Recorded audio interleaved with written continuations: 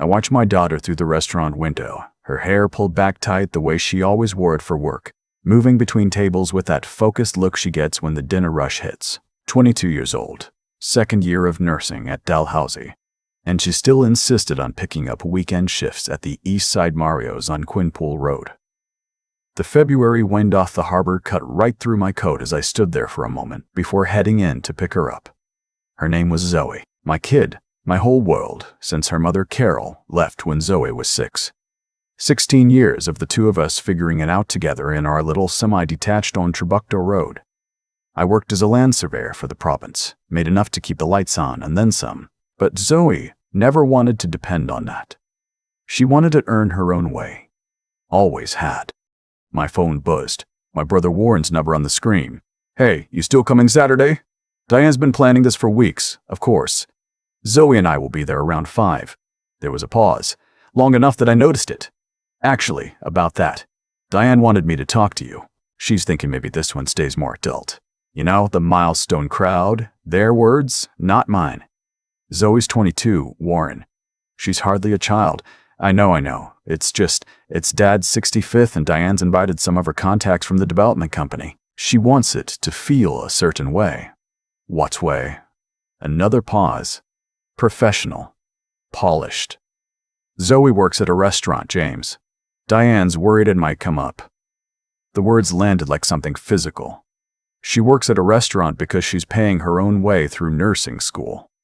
She has a 3.9 GPA. She just got accepted to a clinical placement at the QEII. I know that. But Diane's clients don't. They'll just see a girl who waits tables. I looked back through the glass. Zoe was laughing at something an older couple had said. Genuine laugh. Not the customer service kind. She had Carol's warmth, that way of making people feel like they were the only person in the room. "We'll be there at 5, I said, and I hung up. I didn't tell Zoe about the call that night. She came home smelling like garlic bread and tiramisu, dropped onto the couch, and immediately started quizzing herself on cardiac pharmacology with flashcards. She had her clinical prep on Sunday morning and a double shift Friday. I made her tea and watched her flip through those cards and thought about what Warren had said and felt something cold settle in my chest. She'd already bought a gift, a bottle of Taz Riesling from the Niagara region, because Dad had mentioned once that he liked a good Ontario white, and Zoe had actually remembered that and saved up for it. She'd wrapped it in craft paper with a handwritten card. Saturday morning she ironed her blouse, the navy one she'd bought secondhand from Value Village. Pressed every crease out of it like it was going to the Governor General's. "Dad's going to love this," she said, holding up the wine. "He's going to tell you for 3 years that you got him his new favorite," I said. She grinned. "Good, that's the plan." Warren and Diane lived in a newer development out in Tatillon, one of those executive builds with the 3-car garage and the stone facade that's supposed to look like it's been there 100 years but hasn't been there 10. 40 minutes from the city. We drove out in my old Tacoma, parked between a new Volvo and an Audi I didn't recognize. The driveway was already filling up. Inside, I could see people moving, hear music, something instrumental, carefully chosen. Diane answered the door. She was wearing the kind of outfit that requires advanced planning. Pearl earrings, blazer that probably cost more than my truck payment. Her smile when she saw me was warm enough. When it moved to Zoe, it stayed the same shape, but lost something behind the eyes. "James, you're early. We thought we could help. Everything's under control." Her gaze moved down Zoe's blouse, back up. "Your father's in the den, James. Why don't you go find him?" "Zoe, some of the guests are already here and the living room is a little crowded. There's a lovely sunroom off the kitchen. You'd be comfortable there." Zoe glanced at me. I saw her read the room the way she'd learned to read a room. She was 22. She'd been doing that her whole life. "It's fine, Dad. I'll find somewhere to sit." Zoe. "The sunroom is for overflow," I started. "No, really." She touched my arm, a small press that meant stop. "I'll be fine." She walked past Diane with her head up and her shoulders back, and I watched her go and hated myself a little. I found my father in the den. He stood up when he saw me, pulled me into a hug that still felt like it had when I was 12. 65 years old and still built like he'd spent 40 of them in the trades, because he had. "Where's my granddaughter?" "Zoe's in the sunroom," I said. He frowned. Why? I didn't know how to answer that. He looked past me toward the hall, then back at me, and something shifted in his face. He'd been around long enough to read a situation without being told. I'll go find her, he said. I caught his arm. In a bit, Dad. Let's give it a few minutes. He looked at me steadily. James, don't let that go on too long. I went looking for Warren. Found him near the kitchen island, drink in hand, talking to a man in a sport coat I'd never seen. He pulled me in, introduced me to the man, someone from Diane's firm, and the conversation went to real estate and interest rates and a development project in the valley, and I stood there listening and watching through the glass door of the sunroom. Zoe was sitting in a wicker chair with a magazine in her lap she wasn't reading. My niece, Warren's daughter, Brooke, had come in at some point. Brooke was 19, had spent the fall semester on a trip through Southeast Asia funded by a credit card she put in Warren's name, and was currently enrolled in a lifestyle management program at a private college in Halifax that cost $30,000 a year. She stood over Zoe saying something with a little smile on her face. Zoe's expression didn't change, but I knew her well enough to know what it was costing her to keep it that way. I set down my drink. I moved through the kitchen and opened the sunroom door. Brooke was saying, I just think it's so interesting that you're still doing that. Like, it's fine, obviously, but don't you find it exhausting? Waiting on people? Zoe said, I find nursing school exhausting. Waiting on people. Zoe said, I find nursing school exhausting. Waiting tables is just how I pay for it. Brooke laughed. Like, this was charming and a little sad. Right, but, like, doesn't it affect how people see you? At family stuff like this, I mean. You walk in and everyone already knows. I looked at my daughter. She was holding the magazine still, hands perfectly steady. And I thought, she has been doing this for a long time. Longer than I knew. How long? I asked Zoe that night much later. She was quiet for a moment. Since Diane married Uncle Warren. So 4 years. 4 years. She shrugged. I didn't want to make it weird between you two. You and Uncle Warren, you're close. He's your only brother. I stared at the ceiling of the sunroom. What else? She told me about the Christmas 2 years ago when Diane gave Brooke a Lululemon gift set worth $200 and gave Zoe a coffee mug from the Halifax Stanfield gift shop with the airport logo on it. She told me about the Easter when Diane had taken a group photo of the family and quietly cropped Zoe out when she posted it. She told me that Brooke had a habit, when Zoe mentioned nursing school, of saying something like, oh right, the science stuff, like it was a minor hobby. Each thing on its own was small. Together they made something that'd weight. I sat with that for a minute. You should have told me. She looked at me. Dad, he's your brother. I didn't want you to have to choose. I took her hand. Listen to me. You are the reason I get up in the morning. You've been since you were 6 years old and your mom left and it was just us. You kept me going as much as I kept you going. There's nothing. No relationship, no family dinner, no one worth more than you. Okay? She nodded. Didn't cry. Zoe almost never cried. That was Carol's gene too, the stubbornness. You want to go back in there? She asked. I thought about it. Yeah, I said. We're going back in. Dad, please. We're going back in, and we're sitting at that table and we're holding our heads up. Because there's nothing to be ashamed of. Not one thing. We waited in the sunroom another 10 minutes. I watched through the glass as Diane organized people for a photograph in front of the fireplace. Warren and Diane in the center. Brooke and her boyfriend.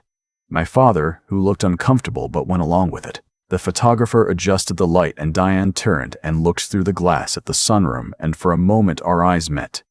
She turned back to the photographer. Right, she said. I think we've got what we need. We went back in.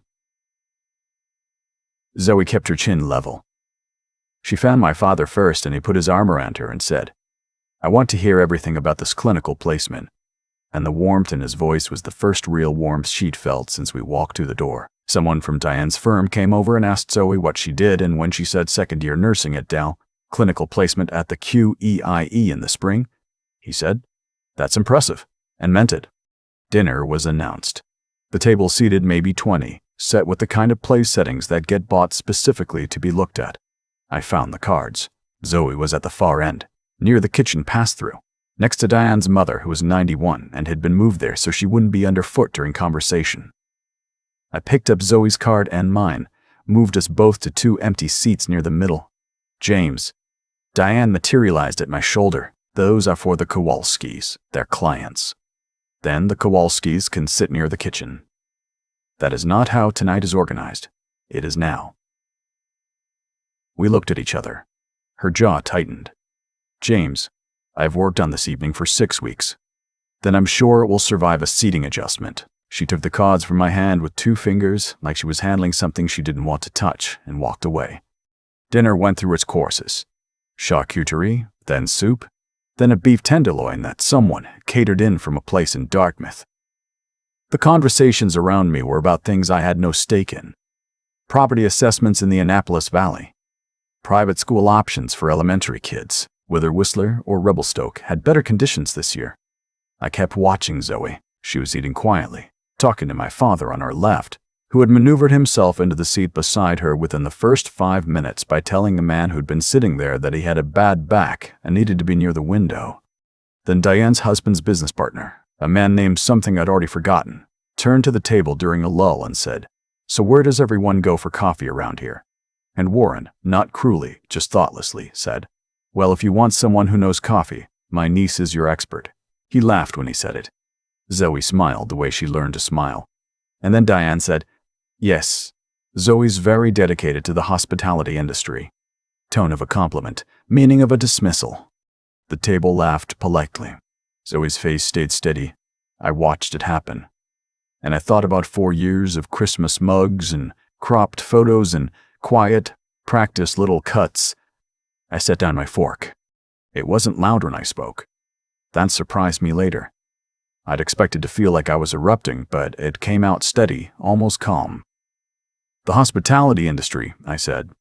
"Right. Zoe works 22 hours a week at a restaurant so she can pay her own tuition, her own books, her own rent split with a roommate on Cunard Street. She has a 3.9 GPA. She's been accepted to clinical placement at the QEII Health Sciences Center. She's applied to 2 nursing residency programs in the Maritimes and 1 in BC, and all 3 of them have already reached back out. She didn't ask me to pay for any of it. She didn't ask me to pay for any of it. She didn't ask Warren to put her on a credit card for 6 months in Thailand. She shows up for every shift, she shows up for every class, and she shows up here tonight with a bottle of Toss Riesling she saved up to buy for my father because she remembered what he liked. So yes, she was very dedicated. The table had gone quiet, not the polite quiet of a lull, the heavy kind. Diane's expression had gone somewhere between composure and fury and was holding very carefully in between. Warren was looking at his plate. My father was looking at me with something in his face I hadn't seen since we were boys. Diane said, "James, I think that's enough." I stood up. The chair was loud on the hardwood. I looked at Zoe. She was looking at me with an expression I couldn't read, and then I could. She was trying not to smile. I walked around the table to her. Put my hand on her shoulder. "We should go say happy birthday to your grandfather," I said. She stood up. We walked to where my father was sitting and he stood as we got there. And he put one arm around me and one arm around Zoe and he said, 65 years old and this is the only part of the night that's felt like family. His voice had some weather in it when he said that. Diane said, "I'd appreciate it if you would lower your voices." I turned back to the room. All those polished strangers looking at us. I said, "My daughter serves coffee and takes vital signs and studies cardiac pharmacology at 11 at night with flashcards on the couch. She's going to spend her career helping people on the worst days of their lives.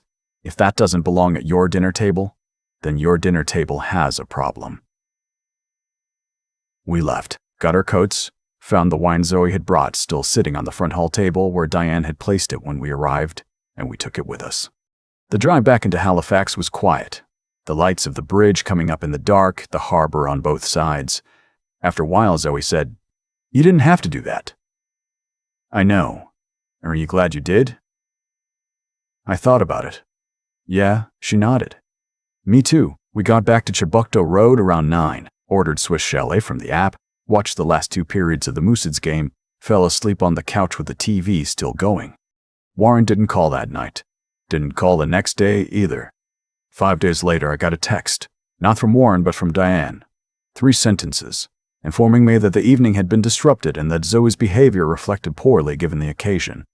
I responded once, told her that if she wanted to revisit the evening, I was happy to do that with a family mediator present, and that I had 4 years of specifics I was prepared to discuss. I didn't hear back. Warren called about 3 weeks later. We talked for a long time. It wasn't easy. He'd known some of it, he said.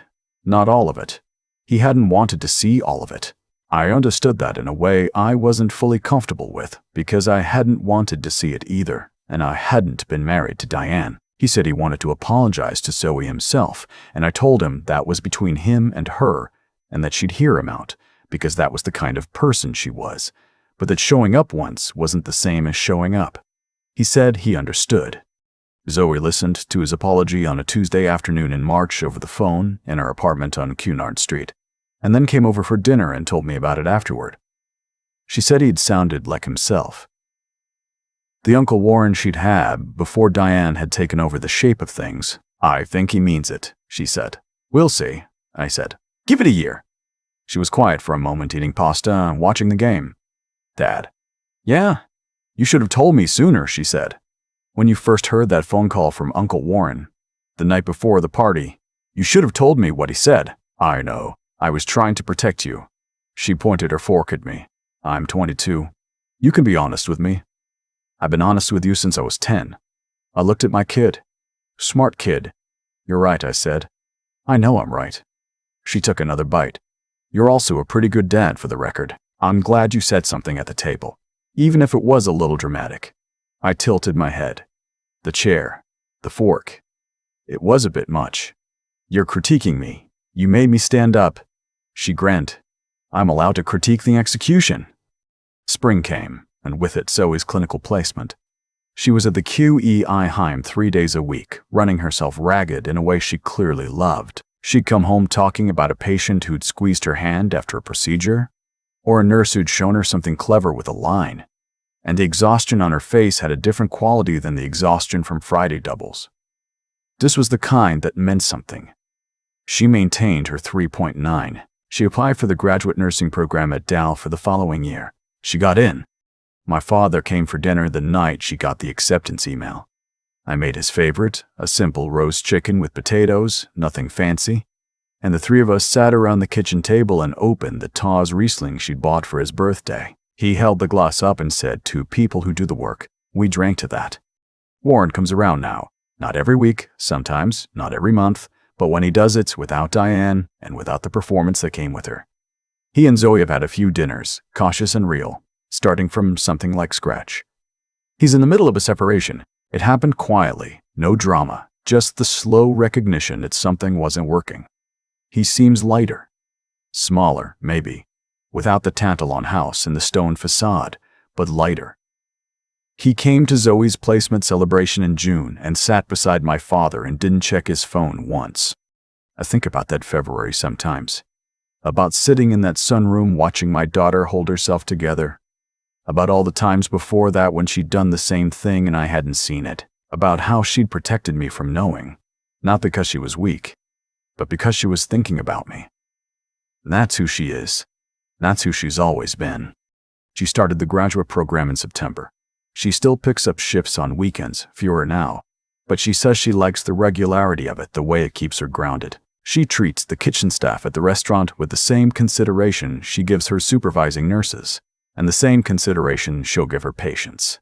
Because that's what Carol taught her before she left, in the 6 years she had, and what I tried my best to reinforce afterward. You don't get to decide someone's worth by what they do for money. You decide it by who they are when no one's watching and how they treat the people who can do nothing for them. Zoe has always known that. I just needed to say it out loud, in a room full of people who didn't, so she knew that I did too. I still think about that sunroom sometimes. The wicker chair. The magazine in Zoe's lap that she wasn't reading. The way she held herself together so completely that I almost missed how much it was costing her. That's the thing about kids, who learn early to protect the people they love. They get very good at making their pain invisible. Zoe had been doing it for 4 years without me seeing it, not because she was weak, but because she was paying attention to what I needed in a way I hadn't earned. She knew Warren was my only brother. She knew what that meant to me. So she absorbed every small cruelty Diane sent her way and folded it somewhere I couldn't see it, and kept showing up to those dinners with her head up and her ironed blouse and a bottle of wine she'd saved up for. That takes a kind of character I don't think I could have taught her. I think she came into it herself, through years of showing up to nursing clinicals exhausted and still being careful with people, through years of double shifts and flashcard sessions at midnight, and never once asking me to make it easier. What I've come to understand is that how things turn out for us is usually a direct result of what we actually do day after day, when no one is particularly watching. So we did the work. She did it honestly, without shortcuts, without anyone handing her a credit card and calling it a life lesson. And the work did what work does when you do it that way. It built something real. The 3.9, the QEII placement, the graduate program. None of it was luck. It was the accumulated weight of 1,000 small decisions made by a person with a clear sense of who she was and what mattered. Diane, on the other hand, spent years constructing something out of appearances. The right house, the right dinner table, the right guests. She had a talent for it. But the thing about a life built on appearances is that it has no structure underneath. The moment something real presses against it, it doesn't hold. Warren figured that out. So did anyone paying attention at that birthday dinner. I'm not saying this to be satisfied about how it all landed. I'm saying it because I think it's the truest thing I learned from all of it. Integrity and intelligence without backbone mean nothing, and backbone without integrity eventually collapses on itself. What lasts is when all three are moving in the same direction. A clear sense of right and wrong, the sharpness to know the difference in complicated situations, and the stubbornness to keep doing the harder thing even when the easier thing is right there. Zoe has all three. She got some of it from Carol in those early years, and some of it she built herself. My job was just to not let anyone convince her it wasn't worth something. I almost failed at that. I waited too long, looked away from things I should have named, told myself I was keeping the peace when I was really just keeping myself comfortable. I won't do that again. That's what I took from that February evening. Not that standing up is heroic or dramatic, just that it's necessary and it's ours to do. And if we don't do it when it counts, we teach the people we love that their worth is negotiable. It isn't. It never was.